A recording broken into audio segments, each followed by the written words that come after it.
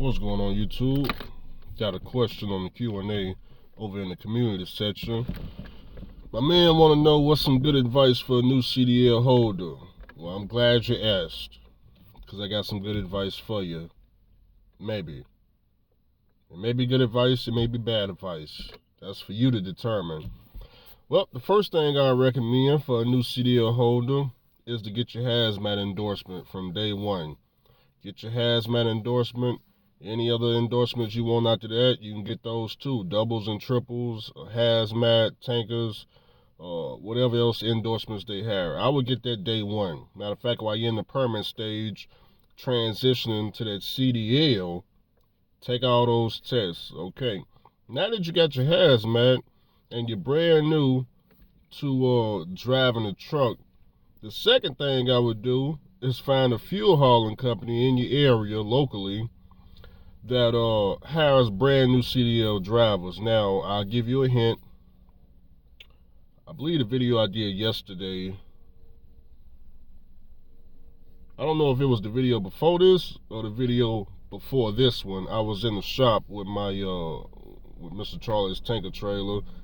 I was at TriStar, and y'all know I walked in there. A guy said, he the dispatcher. Well, that particular company right there trains brand new CDL holders. They help you get your license, they put you in a fuel tanker, and they pay you $100K. I would find opportunities like that. I know my company, we have brand new people with no experience, fresh CDL. They can come straight to where I'm at. They start off at $28 an hour, $2,000 a week, 52 weeks, full benefits, 401K, all that shoe shine, okay? Make $100K. I'm talking about just got a CDL straight out of McDonald's. You can go from McDonald's straight to my company at just $100K. $100K should be the absolute minimum a truck driver should take. So, and there's two people I done seen on YouTube that work at my company, fuel haulers. They got videos on YouTube. None of these people had any jobs driving trucks prior to coming to my company. They right here working with me. 21 years old, $100K, $2,000 a week. So that's exactly what I would tell you to do. Always avoid leasing a truck. Matter of fact, anybody on YouTube talking about leasing, I will block their channel. That's just me personally. I understand some people got to experience that. That's just me. That's what I would do. Okay, I'm not telling you you got to do that. That's just what I would do. But that would be my advice. Find you a local fuel hauling company that has brand new people. They may have a requirement. They may say, hey, you got to go to approved CDL school, and then we'll hire you. Okay, well, go do that. Go take your 3-week course, pass whatever you need to pass, then come back, get hired on, get your $100K. Because majority of truck drivers don't make $100K. Probably like 90% of the industry, just they don't make $100K. Let me break down some numbers for you. Hopefully the dog don't bark, but a lot of people in this trucking world don't understand the difference in pay between a company driver, lease drivers, owner operators, and motor carriers. So let me just do some quick numbers for you. $100K as a company driver is just that. It's $100K on paper. We talking about on paper. If I gross $100K, W2, it's $100K. As a lease driver need to gross about $250,000 on paper, okay? And after deductions and write-offs, they'll be at $100K. In this economy, it may be closer to $300,000, but we're gonna give them $250. Depending on the price of all their equipment and things like that. So, a motor carrier, of course, a little bit different. I won't speak on the motor carrier because that just depends. That depends on a lot of different things. Too many factors with that. Then an owner operator, of course.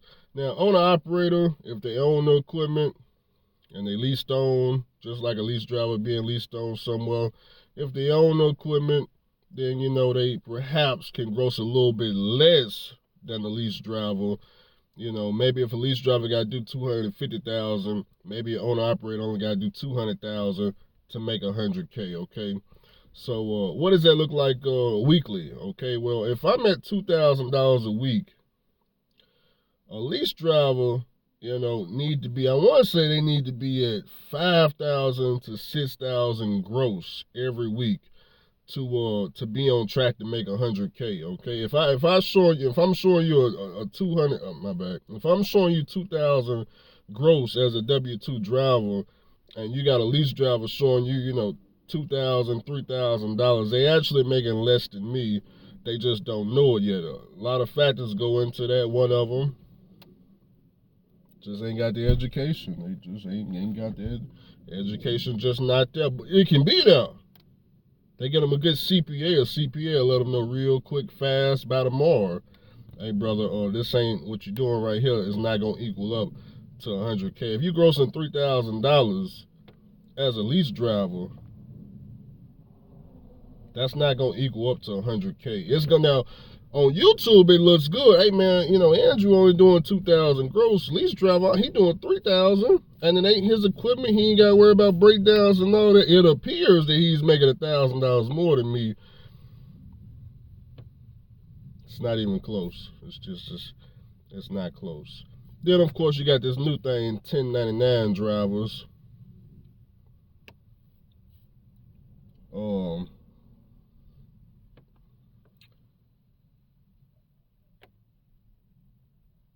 To me, when it comes to 1099 drivers, the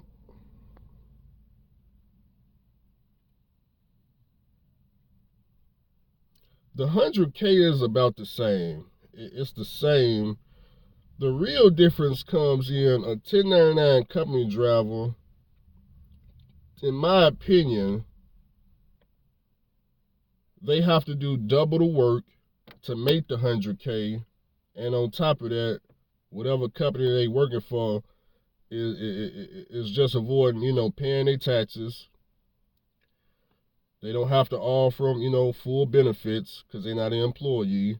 They don't have to offer 401K. It's more sort of, it's the same numbers, but it's double the work and the benefits, and it's just not worth it is what I'm saying. It's worth it, but it's not worth it.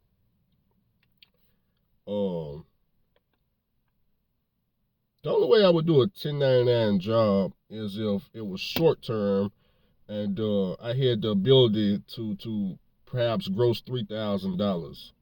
Now, let's just say for example, let's say for example, I had a maxed out credit card. The times are tough right now. It's a bad economy.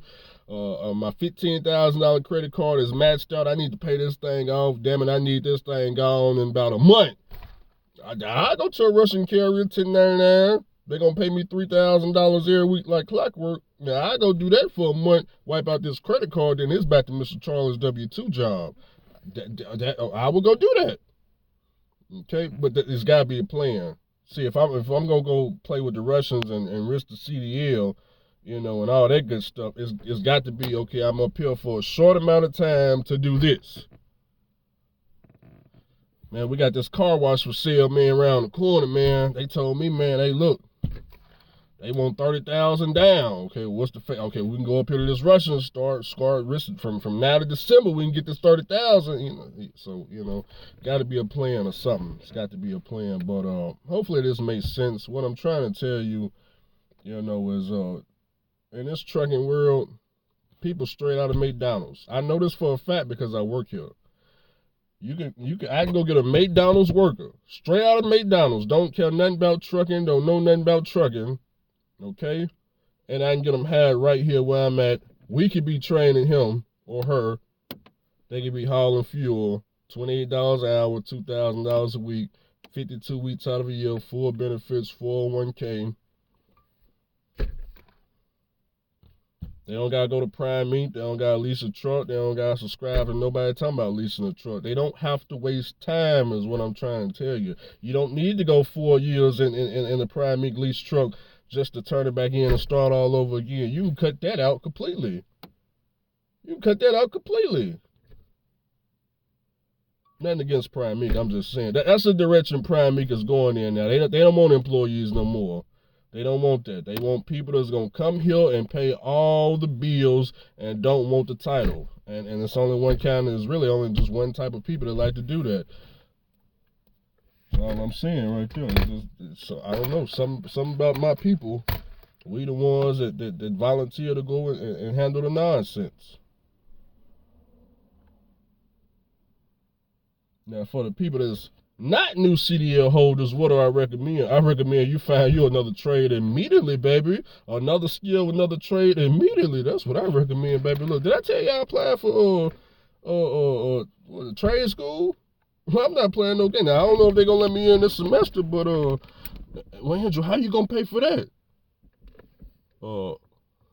2 weeks working with Mr. Charlie pays the whole semester. A semester at trade school ain't that like $2,000, guys. It's $2,500. Guys, that's just 2 weeks of work. Now I understand. Well, Andrew, how can we do that if we OTR? You can't do it OTR. I'm gonna stop lying to yourself. Now, if you had a laptop and you got one of these online schools, yeah, you can do that. I learned insurance through online schooling. Okay, but if I was OTR, what I would do, rent an apartment, find a local job, then go to school. You could rent an apartment. You could be a local fuel hauler at my company, for example, pulling up to your apartment or your rented house, whatever you got to do, and go to school. We got day shift, night shift, part-time student, full-time student. And Mr. Charlie I think he paid up to $5,000 of our school, and I gotta double check that. I don't know, but I plan to, Mr. Charlie gonna pay for all this shoe shining. I get back to y'all in this video. If this video helps y'all out, hit the like button, subscribe, comment. If y'all got some more questions, go to the community section. I got a post on there called Q&A. Type your question in down below. We'll get back to it later on today.